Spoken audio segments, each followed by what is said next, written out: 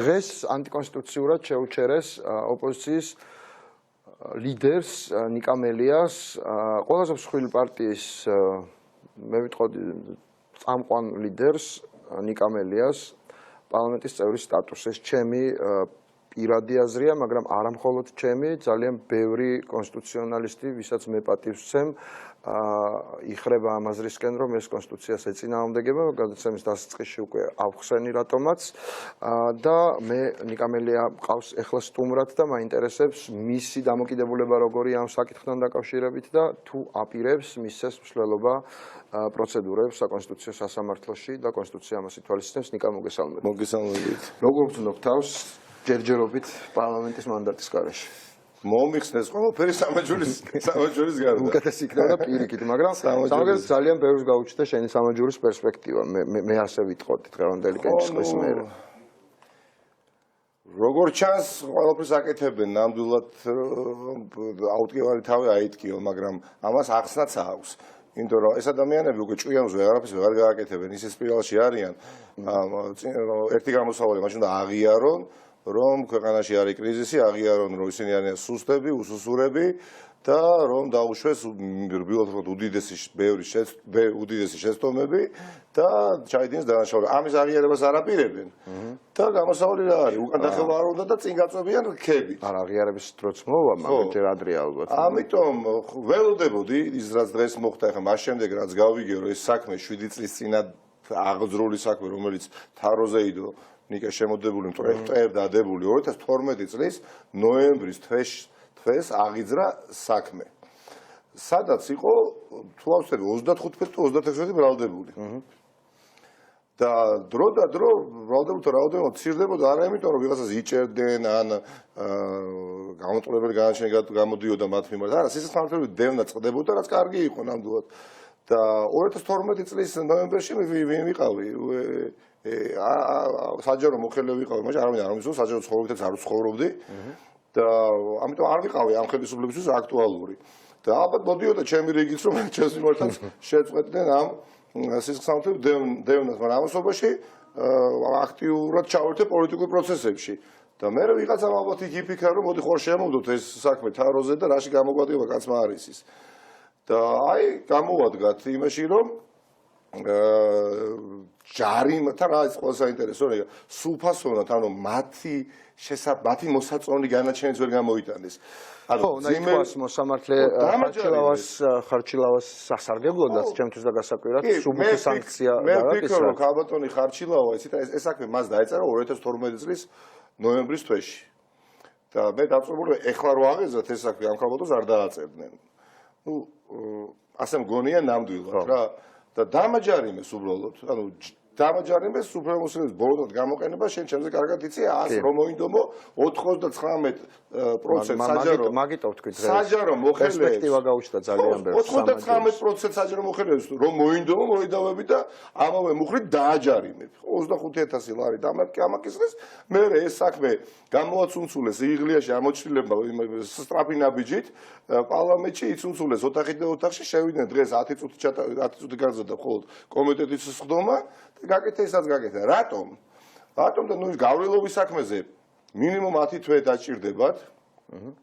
და ეს ის ვადა ყველას გვესმის, როდესაც უკვე გავლენა მათ არ თუ გავრილობის საქმეზე არაფერს აღარ ექნებათ. იმიტომ უამრავად მოწვია დასაკითხი ბრალდების ხარესაც და ანუ ჩვენს ხარესაც და არ ესწრებოდა. ამიტომ გამოიღეს ეს საქმე და იფიქრეს რომ მოდი კიდევ უფრო მოწყვეტი გავხადოთ რა მელია რა. სამაჯური გავუკეთეთ, სახში რაღაც აგრეგატი დაუყენეთ, პასპორტი ჩამოვართვით, მიტინგზე სიტყვის გამოსვლის უფლებით შევზღუდეთ. რა ვიცი, ერთი თვა არ გადამინერგეთ, დანარჩენი ყველაფერი. ხო. და ეხლა დამტოვეს ისე, რატო ეხლა ფიქრობენ, რომ ეხლა რა გარანტია, ხო? ხვალ და გამოდიხარ, ჩაიცვებ კარგ პიჯაკს. გამოხვალ, მიესალმები მეზობელს და ვიღაცა დაგვხდება ბოდიში და მუტრუკი ძიუდოისტი, ეხლა გამოგიქანებ, შენს გაუქანებ და უგულავა საქმის ანალოგი წავლენ. დაახლოებით რა ეს მე დარწმუნებული ვარ რომ ეხლა ბიზნე ივანიშვილი თulis რომ ეხლა ეს ადამიანი არის ბევრად უფრო სუსტი, რაიმე სახის პროვოკაცია რო დავჭირდეს ადვილად მოუწყობთ, იმუნიტეტი აღარ იცავს. თქვენზე უფრო დავიჯერებთ ვიდრე უგულავაზე, არ უნდა ვერ დაგიმალავთ. ხო, ჟურნალისტის წემის ნაწილს. წარმოგიდგენთ. უგულავაზე დავიჯერებელი ოქრუაშვილის მეგობარი, რაღაცა გიორგი რურუა, ხო, აი ის არაფერი ისე მიყავთ ეს ადამიანები. პოლიტიკური პატიმრები და დევნილები ყავს. ამაზე პრაქტიკულად ყველა თან ხდება უკვე საერთაშორისო საინტერესო აპირებ თუ არ გასაჩივრებას ხო ფორმალურად ადვოკატი მეუბნება მეგობარი გიორგი გავასაჩივროთ აი რა აზრია საკონსტიტუციო სასამართლოში მაინტერესებს სტატუსთან დაკავშირებით ვინ არის ყოფილი ქართული ოცნების წევრები არიან სასამართლოში ძირითადად რა კი ბატონო იმასაც აქცას ვასაჩივრეთ მაგრამ ნუ ხა ზენდგომ ინსტანციაში რა აზრია ეს ხალხი ეს პროკურორები ეს თადუმაძე და მოადგილე ვასაძე ხახნო აი ვასაძე ეს პროკურორი გენპროკურორის მოადგილე რომელმაც იეკეძაიას საქმე შეწყვიტა. ნიკა დამტკიცდა ეს მოდი შენ ამბობდი რომ არ მეგონა რომ ასე უპრობლემოდ ჩაივლი და რა დამტკიცდა? ანუ 88 კაცმა მისცა შენი სტატუსის მოხსნას ხო? მე მგონია რომ აი ფსკერის ქვეშ არის ეს ყველაფერი უკვე ხო? ამ მოსამართლეებსაც აი გაუჭირდებათ იძახდნენ მე და აბსოლუტურად არ შემპარვია ეჭვი რომ აი ბესელიაც ამბობდა მაგალითად ჩემს ეთერში რამდენიმეჯერ თქო რომ გაუჭირდებათ ვერ გაიტანენ არაფერი არ გაჭირვებიათ განსაკუთრებით.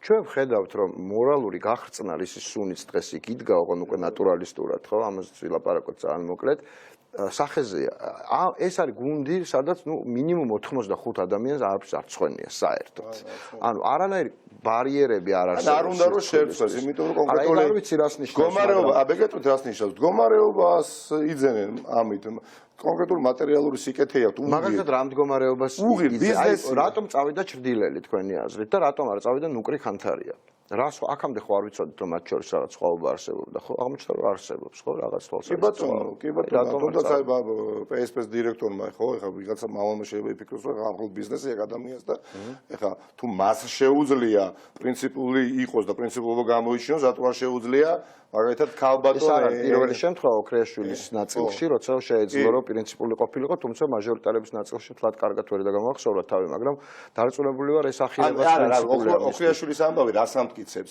ამტკიცებს საპირისპიროს რაზეც საუბრობდა ბატონი კობახიძე რომ რა ვქნა თუ რეგლამენტით გათვალისწინებულიაო და ჩვენ აუცილებლად მოგვიწევს კიტიშვილმაც არ მისცა ხმა რამდენადაც ჩვენ აღარ არის კალკულაციაში და მისასალმებელია რომ აღარ არის პირდაპირ უფრო არაფერს არავინ არ ავალდებულებს ბატონ კობახიძეს ტყუილია კონსტიტუციით ეს პირიქით ჩვენ სასარგებლოდ უნდა გადაწყვეტილიყო არავითარ კენჭისყრა დღეს არ უნდა ყოფილიყო ან მინიმუმ უნდა ჩაეგდოთ მე სხვა რამ მაინტერესებს აი რატომ მიდიან აი ჭრდილელი წავიდა გუშინ წავიდა თუ გუშინ წინ ერქვანია კიტიშვილი წავიდა კიდე გვარები აღარ მახსოვს ხო მაგრამ მე პირადად მაგალითად ეხა სიმართლე გითხრათ ჭრდილელის ჩათვლი წავიდა საერთოდ პარლამენტიდან იმიტომ რომ ალბათ ჩათვალა რომ თლად გასაგებია მაგრამ მე გასაგებია განერი რომ გადასულიყო ოპოზიციაში ეს უფრო დასაფასებელი იქნებოდა მაგალითად ეხა ქალბატონი ჩუგუშვილი რომ გადავიდა რაც არ უნდა მას გადაწყვეტილებელი მიიღო მოაკლო ხმები გამოდის ადამიანი და აკრიტიკებს ეხლა მაგრამ ვიღაცა შევა გაერიდა იმიტომ რომ თავის თავში ვერ დაინახა ზალ ხო შევა ორჯერ უარესი ჭრდილელი მაგალითად ანუ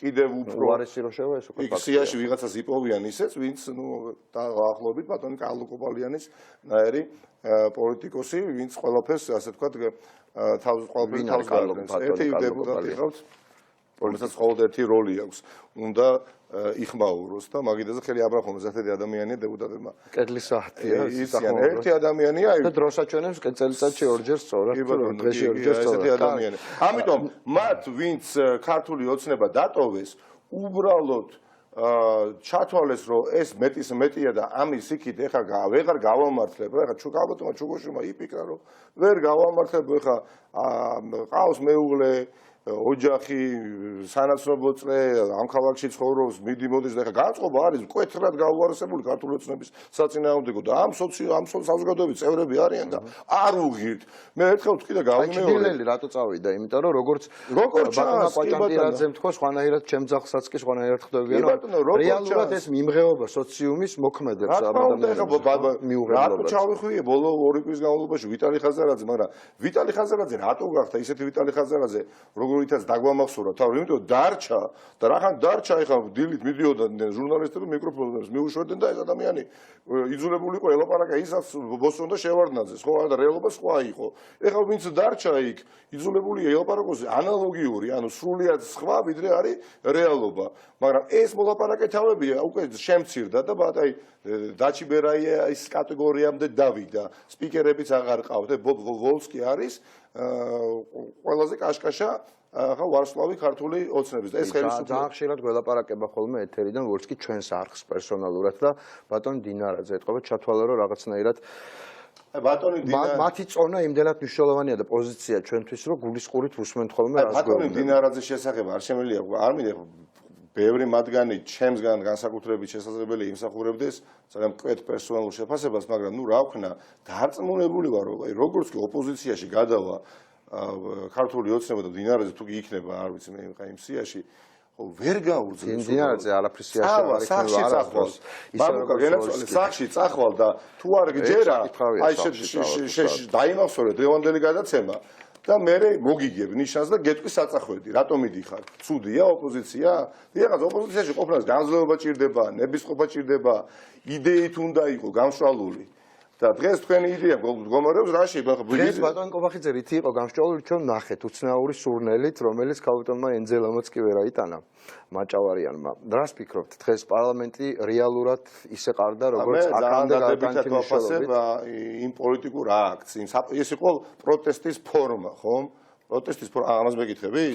პროტესტის ფორმა იყო ელემენტარულად 4 საათი დანის სამეფო ყარდა და 4 საათის განმავლობაში ვერ დანიშნეს თადუმაძეები, ვასაძეები, გენპროკურორის მოადგილე, ხო, და იცნობთ ამ გენპროკურორის მოადგილე ვასაძეს, რომელიც უზენაეს სასამართლოში გაუშვეს მოსამართლედ, ესე იგი, აი გიგი უგულოვას ძიუდოისტი რო დახვდა, ხო? დაწმუნებული ვარ, რატომღაც რომ ის უფრო კომპეტენტურია ვიდრე მამუკა ვასაძე.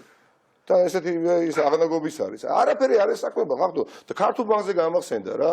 აი რაზეც თვითონ მედავებოდნენ, ხო? ეხლა იმაზე შევთანხმდეთ, რომ ეხლა ქართულ ბანკთან მიმართებაში, ანუ ის საკანონმდებლო ცვლილება, რომელიც წინა ხელისუფლებას განხორციელდა, როდესაც ქართულ ბანკს წაერთვა პირველი იპოთეკარის უფლება, იყო სიგიჟე იყო, ვისაც ეს თავში მოვიდა, სიგიჟე იყო, მაგრამ რა გადაწყვეტილებას იყო, მაგრამ ახლა დანაშაულის ნიშნები აქეთ ნამდვილად არ იყო.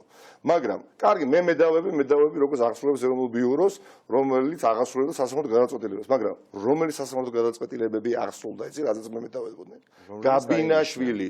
აი ეს ბატონი დღეს უზენაეს სასამართლოში 2055 წლამდე რო გაამწესეს, იმან სასამართლო გადაწყვეტილება გამოიტანა, მე საახსოვრო ფურცელზე დაარტყა და მოვიდა აღსრულებაში დღესაც რომ მიიტანოს. ნეტავი რა დააშავა ჩემმა ჯგუფელმა თამარ ალანიამ, რომელიც ძალიან კარგად მახსოვს უნივერსიტეტის წლებიდან, მაგრამ სამწუხაროდ ბოლო წლებიდან არა, ისეთი რომ გაბინაშვილების რიგშიც კი ვერ მოხვდა. აი ხო არიცით რატომ არ დაამტკიცეს რიგი ყოფილი პრაქტიკულად გასული დამკაში ეგრეთ წოდებული დამკაში გასული მოსამართლე რა მოხდა რაზე აუცურდა ფეხი მაგალითად ვიღაცა უფრო მეტად ჩინჩალაძეა ვიღაცა უფრო მეტად მურუსიძეა ასე კოტებია გადანაწილებული და ალბათ თუ გაითვალეს უფრო ნაკლებად ჩინჩალაძეა მას გაითვალეს პირველი მეორე არ ვიცი ვერ გეტყვი თუ ალანიან უფრო ნაკლებად ჩინჩალაძეა ულოცავ მისალოცად ქონია საქმე ნიკა ძალიან დიდი მადლობა მე მაინც იმედი მაქვს რომ შენ მიყვები ბოლომდე საკონსტიტუციო სასამართლოში იმიტომ რომ სრულიად დარწმუნებული ვარ ნიკა მართლა ამჯერა ამას მე უნდა მგონია რომ მეხუმრები ესე ხო არ იქნება სულ აი ჩვენ მაგალითად ცუდად სანახავი არ არის ხო ჩვენს მაგრამ ისიც ვისკეთებულია გახსოვრება ჩვენ გვაქვს გამოკითხვა როგორ უნდა გადაწყვეტოს სასამართლოს პრობლემა შემდეგმა ხელისუფლებამ საერთოდ ვერ ხედავ პრობლემებს 2% ამბობს 96% იზიარებს მაგალითად ჩემს აზრს რომ უნდა მოხდეს სისტემის ხელახალი ფორმირება ანუ უნდა გადაინიშნონ მოსამართლეები და მესამე ვარიანტი იყო რომ უბრალოდ უნდა შეეშვან არსებულ კორპუსს და პოლიტიკური ზეწოლის არსებობის პირობებში ისინი შეძლებენ დამოუკიდებელ სასამართლოს უზრუნველყოფას თქვენ როგორ ფიქრობთ მე სიმართლე გითხრათ რა თქმა უნდა სამართლებრივი რეფორმა რო გასატარებლად გატარდება კიდევაც სწორი ხედვის პირობებში და დავარწმუნებთ მე ჯერა საზოგადოებას მაგრამ ჯერ ასევე რომ არაერთი მათგანი დაწეს განცხადებას და წავა ვერ გაუძლებს ამ საზოგადოებრივ წნეხს დაუნტკიცდება რამდენიმე მათგანს მძიმე დანაშაული რატო ხა გაუძლო ხილებულნი როდის აი არა ჩვენ ყველაფერი უნდა გავაკეთოთ იმისათვის ნამდვილად უნდა გაუძლოთ რომ ამ მოსამართლეების ხელით არ გასამართლდეს ქართული ოცნების ეს მაღალთანადობის პირები მაგაში სხვა გეთანხმებით. გაასამართლოს, ვის მიმართაც იქნება ნდობა, ისევ ჩვენ დავზიანდებით. ნიკა, როდესაც ჩვენს დანიშვნაზე უმრავლესობები იყოფა და აყროლება ხდება პარლამენტის პირდაპირ მნიშვნელობით. ერთი სენა უნდა გამოდიხარ ბედნიერი ბევრი რამ მოხდა. მე რომელ სენას გამოვყოფდი, რა დამამახსოვდა მე-13 კადრი. უთავმოყარეო ლალი ფაფიაშვილი არაფერს არ უნახავს, მათ შორის რუსთავიორის საქმეს და ეს არის უთავმოყარეო ქალი. ეს იყო არამოუდგენელი ფილმს გადაიღებენ ხალხს და უთავმოყარეო ქალი, რომელიც არავინ არ იცის რისთვის მინდის უზენაეს სასამართლოში, გარდა იმისა, რომ ისეთი სამართალი უნდა აკეთოს, რომელსაც ეტყვიან. უთავმოყარეო ლალი ფაფიაშვილი აყროლებული პარლამენტის ფონზე დამტკიცებული მოელვარე მოკაშკაშე თვალებით. სირცხვილი თქვენ ფურთხის ღირსი ხართ ყველანი, ვინც იქ დაგამტკიცეთ, თქვენი მეთაურობით ქალბატონო ლალი. იქ ერთმანეთს ხედავდნენ მაინც ხტომათა დარბაზში, უბრალოდ არასასიამოვნო ამბრი იდგა ეგ არამატი იყო არასასიამოვნო, მაგრამ კომიტეტის ხტომა. მაინც δεν უფრო ყარდა მოსამართლეები, ვისაც ამტკიცებდნენ თუ პარლამენტარები, რომლებიც პარლამენტი არ აგვაქვს, ამდენად არ 100-ს ვერ ხედავ ეხა, ისე არ გამოვიზო მე პარლამენტში არ ვარ, ჩემ მეგობრებს მოუწოდა არ არის პარლამენტარიზმი, მორჩა გათავდა მე-9 მოწვევის პარლამენტი, აღარ არის პარლამენტი რა, დამთავრდა მორჩა თუ ეხა რაღაცა მართლაც რაღაცა ეგზისტენციურად მნიშვნელოვანი საკითხი არ იქნება, იქ უბრალოდ ფუჭა დაკარგულია დრო. კომიტეტის ხდომაზე, აი ეკაბესელია, თიკა ბუგუჩავა, რომან გოციძე რო ესწრებოდნენ და აქტიურობდნენ, ხო? გახსოვს როგორ კენჭი როგორ უყარეს? ეს ხდომა ხომ იყავდა ოხანაშვილს და ვერ ხედავდა ხელებს. ანუ იმდენად არანორმალური ვითარება იყო, რომ ხელებს ვინ არის თანახმა იმდენად ასე თქვათ დიდი აურზაური იყო, ვერ იცვლიდა, თანაშემწე უთვლიდა. და აი ამ ყველაფრის ფონზე დაამტკიცეს ვინ ხახტო ვიღაცა და ჟურნალისტების ზემოთყების ფონზე ასევე პირველად მებაღი ხوار შეარჩიე საპატრიოტიზმოთა პროფესია შეარჩიე უზენაესი სასამართლოზე მოსამართლეები ასე რეალურად ის იყო გენერალური რეპეტიცია საკომიტეტო ხომა ხო ანუ იქ როგორც დაალაგეს განლაგება ასევე ხო მებაღე შეარჩიეს ქალბატონი ფაფიაშვილი უფრო მებაღია ვიდრე მოსამართლე პირადად ჩემს კვალიფიკაციას თუ გაითვალისწინებ და მის ცოდნას, მის პიროვნების ცოდნას ჩემს მიერ და ნუ დანარჩენებიც არანაკლებ სეკატორები არიან. ესენი მივიდნენ და აი ხა შესაძლებელია სადმე არიან შეკრებილნი და აღნიშნავენ ამას, ფიქრობ აღნიშნავენ. ცხადია, შემიძლია ეს გავაგზავნო. ამ აღნიშვნაზე ეს რა ფლაკონია ვიტყვი თავარია სტუდიაში არ დამივარდეს. ძალიან დიდი მადლობა, ახლა გადავთ ეკასთან და შეაფასებენ უკვე სტუმრები ყველაფერს რაც დღეს ხდებოდა. მადლობ წარმატებას გისურვებთ. მე მგონია რომ თქვენ ნამდვილად არაფერი არ დაგაკვირდით იმით რაც მოხდა, აი 88-ს ძალიან ბევრი და თქვენ გაცილებით თვალი მოიხსნით აი ამ რაღაცას რაც გიკეთებთ, ვიდრე ისინი ჩამოიწმინდავენ იმ სიტყვას. 90 დიდი მადლობა 88 დეპუტატი არის დასახსნელი ადრესვი და გავიმეორე მართაც ესემჯერა ასემჯერა იმიტომ რომ წარმოგიდგენ ხა ბიზინა ივანიშვილი რო არ ყოფილი მოსახსნელი აი ბიზინა ივანიშვილი რო არ ყოფილიყო დღეს მართველი ხო ესენი დეპუტატები ამ 88 დეპუტატიდან ხო მინიმუმ ნახევარი არ მიაჭერდა ღილაკს ხო ჩვენ ვერ გავიგებდით ვერასდროს რომ მამუკა მდინარაძე მასხარა ვერ გავიგებდით ხო არა ანუ სხვა გადაწყვეტილებას მიიღებდნენ ესე იგი აქედან შეგვიძლია გაკეთდეს საერთოდ ვერ მოხდებოდა დაასკვნა ნუ კაი მივიღეთ მოცემულობათ რომ აღარ არის ბიზინა ივანიშვილი თავისუფალი არის საქართველოს ეს დეპუტატები არიან ბეწე ადის ამოწურვამდე დაარწმუნებული 88-დან აი მაქსიმუმ 40 კაცი მოიძებნებოდა ვინც ხას მიაჭერდა. ანუ ტყვეობაში არიან. და ეს ადამიანები დასახსნელია რა. მე მგონია მე უფრო მაღალოს ჩვენი სამშობლო რომელიც ამ ადამიანებისგან არის დასახსნელი და მე როცა ვიხსნით სამშობლოს ეს ადამიანებიც დავიხსნათ პირველად გაძლევ მეც დაგეხმარება.